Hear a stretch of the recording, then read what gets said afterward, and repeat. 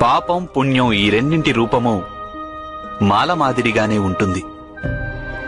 ఏ విధంగా ఒక ముత్యం రెండవ ముత్యాన్ని, రెండవ ముత్యం మూడవ ముత్యాన్ని కట్టిపడుతుందో సరిగ్గా అలాగే ఒక పుణ్యం ఇంకొక పుణ్యాన్ని చేయిస్తుంది. అలాగే ఒక పాపం తప్పక ఇంకొక పాపానికి దారితీస్తుంది. పాపం మనిషి అహంకారానికి ఆజ్యం పోస్తుంది. మనిషి ఇంకొక పాపం చేయడానికి ఎప్పుడు సందేహిస్తాడంటే ఆ పాపం ఇచ్చే భయంకరమైన ఫలితాన్ని చూసినప్పుడే.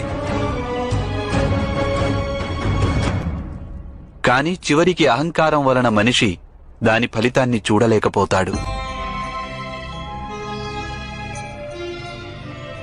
అధర్మం, అపరాధం పరంపరగా నిర్మించుకుంటూనే ఉంటాడు. సమాజం ఎన్ని మోసాలను, ఎంత వంచనను, ఎన్ని అపరాధాలను సహించగలదు? ఎందరు అపరాధులను అది క్షమించి వదిలివేయగలదు?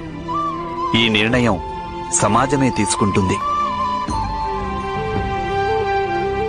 సమాజంలో ఎవరికైతే దండన విధించే శక్తి ఉందో వారే ఆ నిర్ణయం తీసుకునేందుకు బాధ్యులు.